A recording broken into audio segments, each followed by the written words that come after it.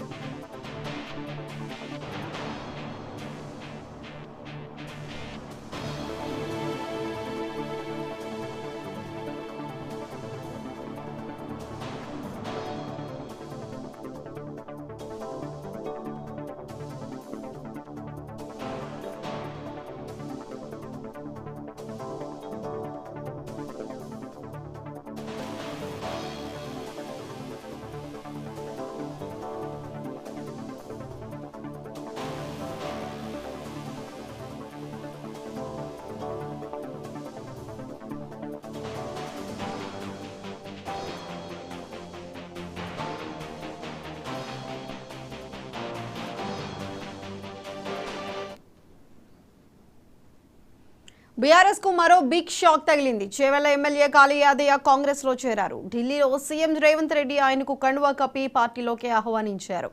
కాగా ఇటీవల బీఆర్ఎస్ ఎమ్మెల్యేలు పోచారం శ్రీనివాస్ రెడ్డి, సంజయ్ కుమార్ కూడా కాంగ్రెస్ లో చేరారు.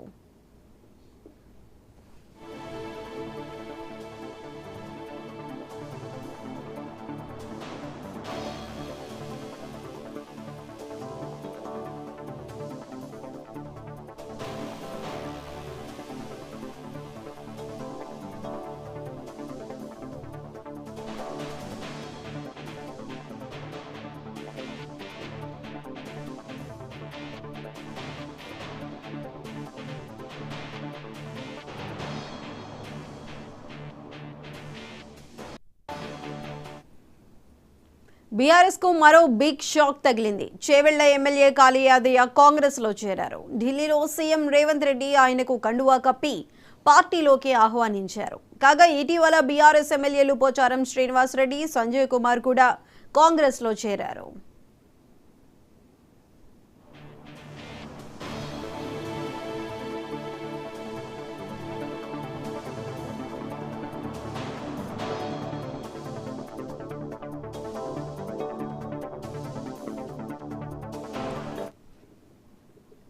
బీఆర్ఎస్ కు మరో బిగ్ షాక్ తగిలింది. చేవెళ్ల ఎమ్మెల్యే కాళీ యాదయ్య కాంగ్రెస్ లో చేరారు. అయితే ఢిల్లీలో సీఎం రేవంత్ రెడ్డి ఆయనకు కండువా కప్పి పార్టీలోకి ఆహ్వానించారు. అయితే దీనికి సంబంధించిన మరింత సమాచారం మా ఇన్పుట్ ఎడిటర్ నవీన్ అందిస్తారు. నవీన్, చెప్పండి. బీఆర్ఎస్ కి మరో షాక్ అని కూడా చెప్పుకోవచ్చు. ఎందుకంటే ఈ రోజు చేవెళ్ల ఎమ్మెల్యే కాళీ యాదయ్య ఇటు ముఖ్యమంత్రి రేవంత్ రెడ్డి సమక్షంలో కాంగ్రెస్ పార్టీలో కూడా చేరినటువంటి పరిస్థితి నెలకొంది. మనం గతంలో చూసాము.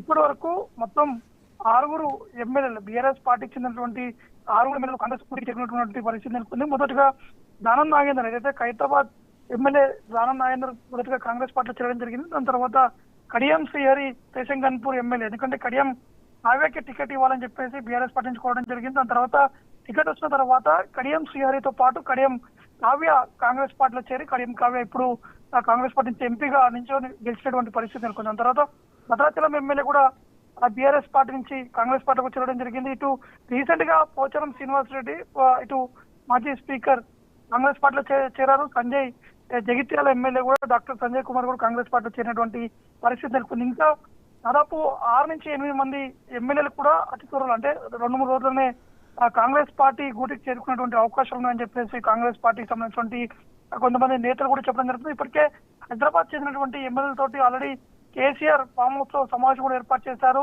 పార్టీకి సంబంధించినటువంటి అంశాలు ఏ విధంగా పార్టీ ముందుకు తీసుకెళ్లాలి, ఎవరు కూడా ఇతర పార్టీకి వెళ్లేందుకు ప్రయత్నాలు చేయకండి, ఖచ్చితంగా మనకి మంచి రోజులు వస్తున్నాయని చెప్పేసి కేసీఆర్ వారికి దిశానిర్దేశం కూడా చేయడం జరిగింది. కానీ ఆ కాలే యాదయ్య కొద్దిసేపు క్రితమే ఢిల్లీలోని రేవంత్ రెడ్డి నివాసంలో ఇటు కాంగ్రెస్ లో కూడా చేరడం జరిగింది. ఇక చూడాల్సింది అంటే హైదరాబాద్ చెందినటువంటి ఎమ్మెల్యేలు ఎవరెవరు టచ్ లో ఉన్నారు, ఎవరితోటి కాంగ్రెస్ ఉన్నటువంటి నేతలతోటి ఈ ఎమ్మెల్యేలు ఎవరితోటి మంత్రాలు జరుపుతున్న అంశాలపై కూడా పూర్తి స్థాయిలో బీఆర్ఎస్ పార్టీకి సంబంధించినటువంటి నేతలు కూడా కొంత కూపిలాయేటువంటి ప్రయత్నాలు చేస్తున్నారు. ఎందుకంటే కేవలం హైదరాబాద్ చెందినటువంటి ఎమ్మెల్యేలు కాకుండా జిల్లాలో ఉన్నటువంటి ఎమ్మెల్యేలను కూడా కేసీఆర్ ఒక్కొక్కరిని తమ ఫామ్ హౌస్ కి పిలిపించుకొని ఉన్నటువంటి పరిస్థితులు నెక్స్ట్ జరగబోయేటువంటి పరిణామాలు కూడా వారికి వివరించి చెప్పినటువంటి పరిస్థితి నెలకొంది. కాబట్టి ఏ విధంగా ఉండబోతుంది అనేది చూడాల్సి ఉంటుంది. ఎందుకంటే రీసెంట్ గా దానం నాగేందర్ ప్రెస్ మీట్ లో ఒక అంశాన్ని కూడా ప్రస్తావించడం జరిగింది.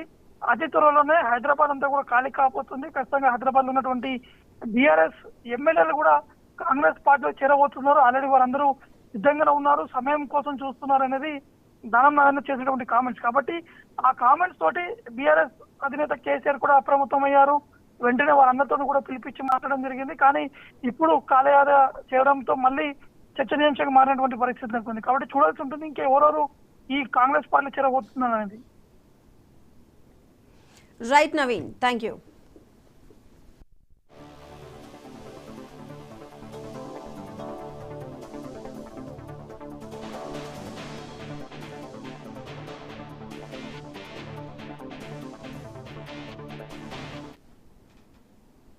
ఇవి ఇప్పటివరకు అప్డేట్స్. Keep watching 99 TV.